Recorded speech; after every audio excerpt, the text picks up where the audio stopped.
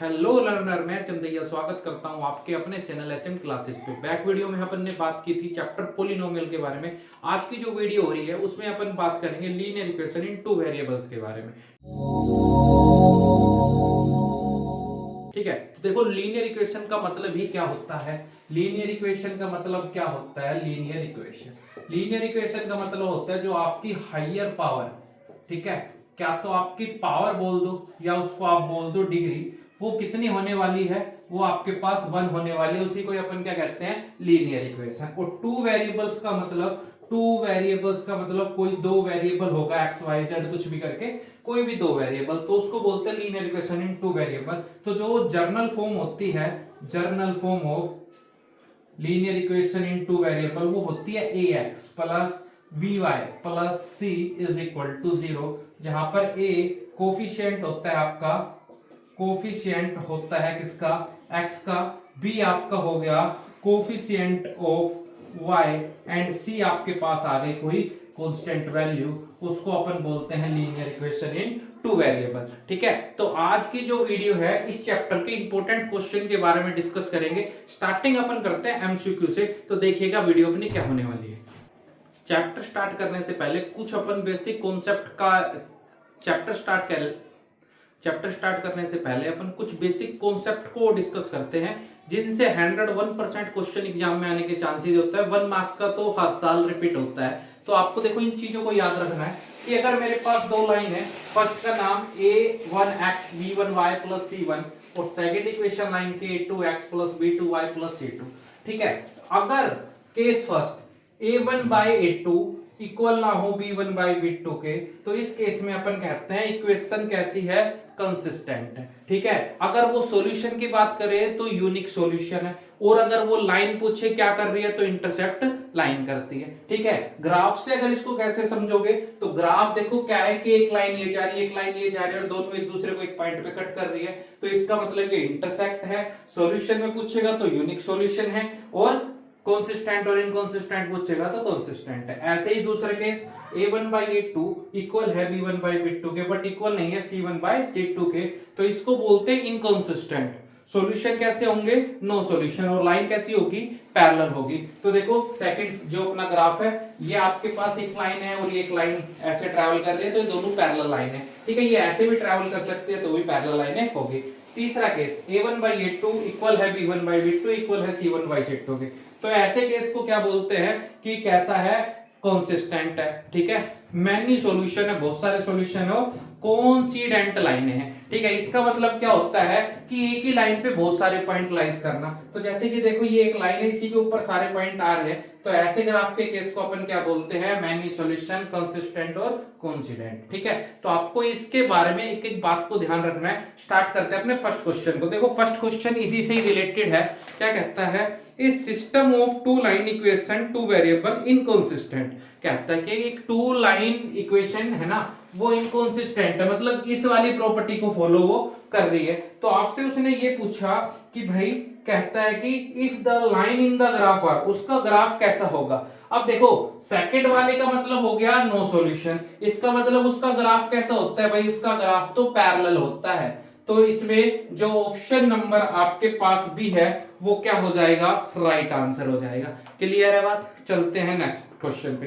देखो नेक्स्ट में कहता है कि आपके पास दो इक्वेशन है। फर्स्ट इक्वेशन का नाम है 3x प्लस का 4y इज इक्वल टू 5 है, उधर आएगा तो माइनस का 5 हो जाएगा। और सेकंड है 6x प्लस 8y और इज इक्वल टू 7, इधर आएगा तो माइनस का 7। और उसने आपसे पूछा कि मेरे को बता दो, ऑप्शन दे रखे हैं कि लाइन पैरेलल है, इंटरसेक्ट है, कोइंसिडेंट है, परपेंडिकुलर ईच अदर है। तो देखो परपेंडिकुलर का मतलब तो स्लोप से निकालते हैं अपन, स्लोप ऑफ लाइन -1 आ जाए, लेकिन अपने को पहले इन्हीं के बारे में देखना है कि इन्हीं में से कुछ भी नहीं है तो फिर वो पैरेलल लाइन नहीं आएगी। तो क्या किया? a1 by a2 3 by 6 solve करूंगा तो 1 by 2, b1 by b2 4 by 8 solve करूंगा तो ये भी 1 by 2, but c1 by c2 minus का 5 माइनस 7। अब आपने एक चीज नोटिस की होगी कि a1 बाई a2 इक्वल आ रहा है b1 बाई b2 के, लेकिन इक्वल नहीं आ रहा c1 बाई c2 के। और ऐसे केस में क्या होता है? ऐसे केस में सेकंड केस अप्लाई होता है, जिसमें लाइन एक दूसरे के क्या होती है? पैरेलल होती है। ठीक है, एक तरीका और है, परपेंडिकुलर और पैरेलल ही निकलेगा उससे। उसमें क्या निकालते हैं अपन, स्लोप निकालते हैं। स्लोप को लिखते हैं m1 से। फॉर्मूला हो गया माइनस का coefficient of x divide by coefficient of y, कि x के कोफिशिएंट को y से डिवाइड करवा दो। x का कोफिशिएंट का मतलब यहाँ x के साथ कौन है, माइनस का 3, y कितना है 4, तो कितना आ गया माइनस का 3/4। ऐसे ही दूसरी बार स्लोप निकालोगे m2, तो माइनस का कोफिशिएंट ऑफ x जो कि कितना है माइनस का 6, y कितना है 8, इसको भी सोल्व करोगे तो माइनस 3/4। अगर ये दोनों इक्वल है, अगर ये दोनों इक्वल है कि m1 इक्वल टू m2 है, तो अपन कहते हैं पैरेलल है। कैसा है, पैरेलल। अगर m1 डॉट m2 इनकी मल्टीप्लाई -1 है, तो अपन कहते हैं लाइन एक दूसरे के परपेंडिकुलर है। बट आप तो इन्हीं फॉर्मूलों से निकाल सकते हो, तो इनके साथ जाने की आपको जरूरत नहीं है। ठीक है, चलते हैं क्वेश्चन नंबर 3 पे। क्या कहता है, थर्ड क्वेश्चन में अपने को बोल रहा है कि ax plus 2y is equal to 7, तो इधर आएगा माइनस का 7, और दूसरी कंडीशन है 3x प्लस का vy माइनस का 16 इज इक्वल टू 0। और कहता है कि ये लाइन है ना पैरेलल है, पैरेलल है तो क्या होगा a1 by a2 इक्वल होगा b1 by b2 के, बट इक्वल नहीं होगा c1 by c2 के। a1 की वैल्यू a है, a2 की वैल्यू 3 है, b1 की वैल्यू 2 है, इसकी वैल्यू b है। सोल्व कर लो, ab इज इक्वल टू कितना आ गया 6, तो इसने यही पूछा था कि ab किसके इक्वल होगा, तो कितना आंसर आ गया 6। ठीक है, अब चलते हैं क्वेश्चन नंबर 4 पे। देखो नेक्स्ट क्वेश्चन मेरे को ग्राफ से रिगार्डिंग है। कहता है कि ये मेरे पास एक ग्राफ है और आपको ये बताने इन लाइनों को देख के कि लाइन पैरेलल है, इंटरसेप्ट करेगी, ठीक है, कोइंसिडेंट है। तो देखो सिंपल है बात, अगर मैं इन लाइन को एक्सटेंड करूं, एक्सटेंड करके मैं इसको यहां ले गया और इसको एक्सटेंड करके यहां ले गया, तो मेरे को क्या मिला कि एक पॉइंट ऐसा आया जहां पर इन दोनों लाइनों ने एक दूसरे को क्या किया, इंटरसेप्ट। और इंटरसेप्ट किस केस में करती है, a1 by a2 इक्वल ना हो b1 by b2 के। तो इसका मतलब लाइन क्या कर रही है, इंटरसेक्ट कर रही है। सॉल्यूशन की बात करेगा तो कैसा सॉल्यूशन, यूनिक सॉल्यूशन। और अगर वो कंसिस्टेंट की बात करेगा तो लाइन कैसी है, कंसिस्टेंट। ठीक है, तो क्या हो गया, इंटरसेक्ट करती है, यूनिक सॉल्यूशन, और कैसी है, कंसिस्टेंट है। ठीक है, चलते हैं क्वेश्चन नेक्स्ट पे। में क्या कहता है 12 क्वेश्चन में यही अपने पास x और y हो गया। अब इसने आपको ये बोला, सॉरी नेक्स्ट क्वेश्चन में देखो आपको क्या कहता है, नेक्स्ट क्वेश्चन में ऐसे ही आपके पास ग्राफ x एंड y हो गया और आपको क्या कहता है कि x is equal to a है और y is equal to b है। ठीक है, अब ये मान लो कि पूरे x एक्सिस पे कहीं ना कहीं तो ये होगा, तो मैंने इसको a मान लिया, तो यहां से एक लाइन में ऐसे ड्रॉ कर दूंगा। पूरे y एक्सिस पे कहीं ना कहीं तो b होगा, मैंने यहाँ पे b मान लिया और मैंने ऐसे लाइन ड्रॉ कर दी, तो मेरे को दिखा कि एक पॉइंट पे ये दोनों एक दूसरे को क्या कर रहे हैं, इंटरसेप्ट कर रहे हैं। इसका मतलब ये लाइन एक दूसरे को क्या करती है, इंटरसेप्ट करती है। सॉल्यूशन की बात करेगा तो वही कैसे सॉल्यूशन है इसके, यूनिक सॉल्यूशन है। और कंसिस्टेंट इनकंसिस्टेंट की बात करेगा तो कैसा है, कंसिस्टेंट। देखो नेक्स्ट क्वेश्चन क्या है, नेक्स्ट में कहता है कि y इज इक्वल टू 2 है and y is equal to -3 है, तो फिर आपको बताना है कि लाइन पैरेलल है, कंसिस्टेंट है या इंटरसेप्ट करती है। तो देखो ये मेरे पास x एक्सिस, ये y एक्सिस, मैंने मान लिया ये y 1 हो गया और ये y क्या हो गया, 2 हो गया। ठीक है, y नेगेटिव इस तरफ होता है तो माइनस का y1 minus y2 minus y3।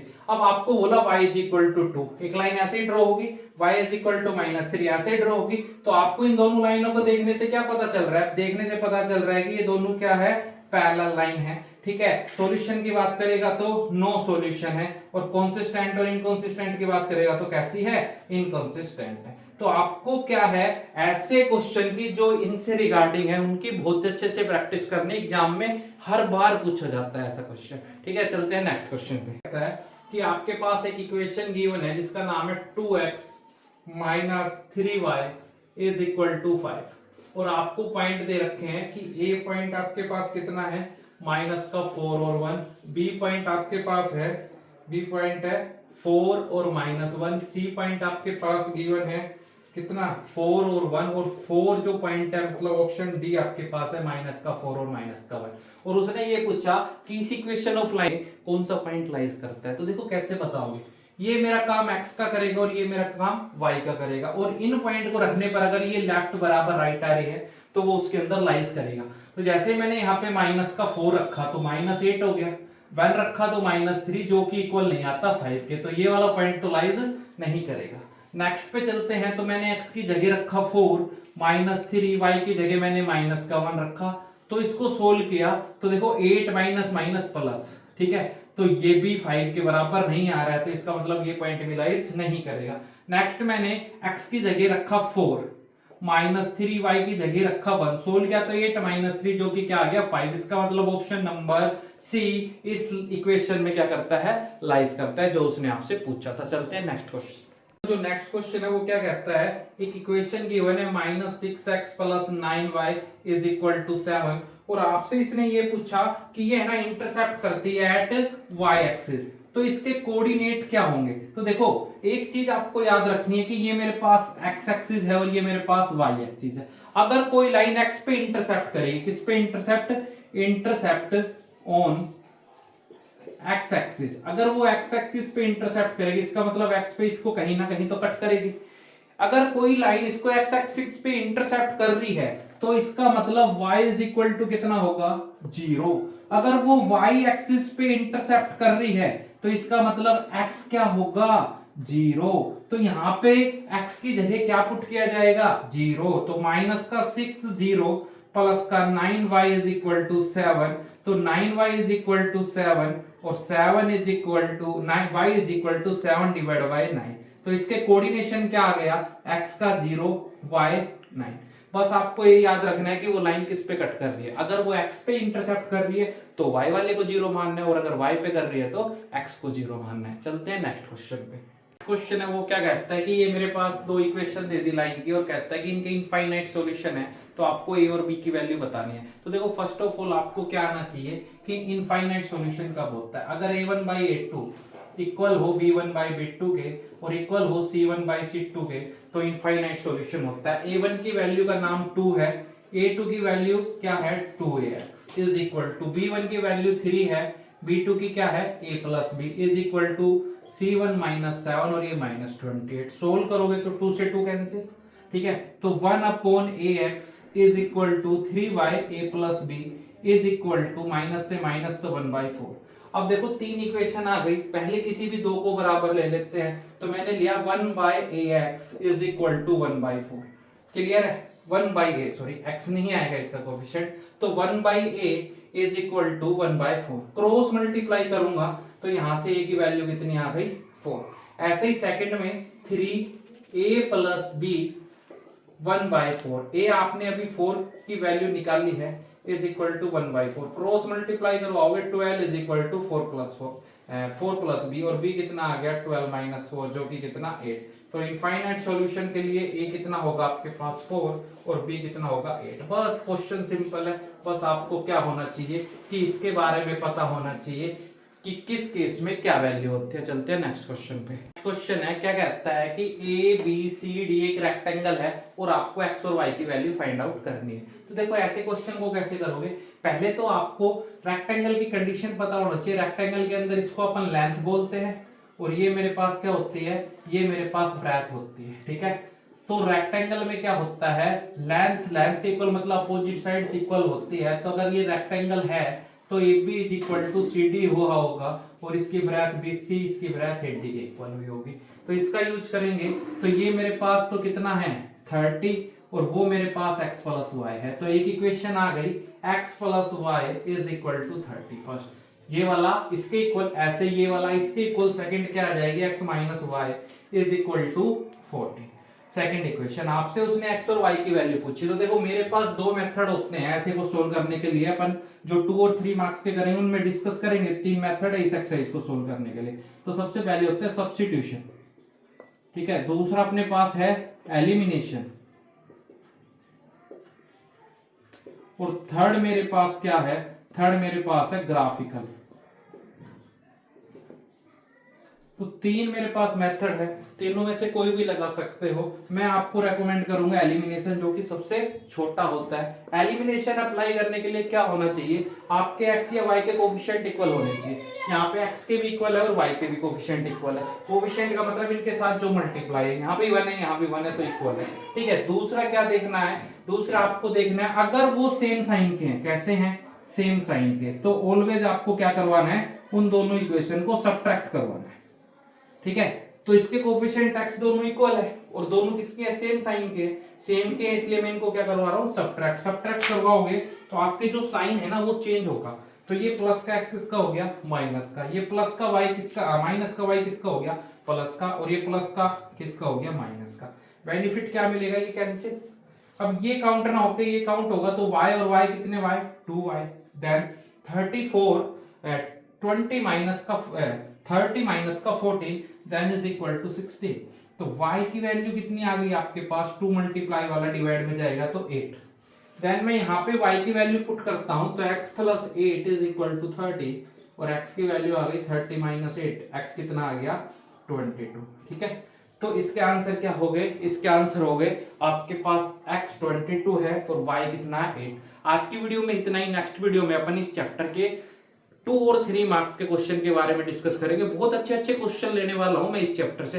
तो अगर आपने अभी तक हमारे चैनल को सब्सक्राइब नहीं किया ना तो प्लीज सब्सक्राइब HM क्लासेस, क्योंकि जैसे ही अपना सिलेबस कंप्लीट होगा एज ए वीडियोस, उसके बाद अपन मॉक टेस्ट करेंगे। यूट्यूब पे आज तक किसी ने भी आपको सैंपल पेपर सोल्व नहीं करवाया है, मैं आपको कम से कम 10 to 20 सैंपल पेपर एग्जाम से पहले सोल्व करवाने वाला हूं, जो कि एक क्या होगा अपने एग्जाम के लिए एक बूस्टर का काम करेंगे। इसलिए आप हमारे चैनल को अगर नए आए हो तो प्लीज सब्सक्राइब HM क्लासेस।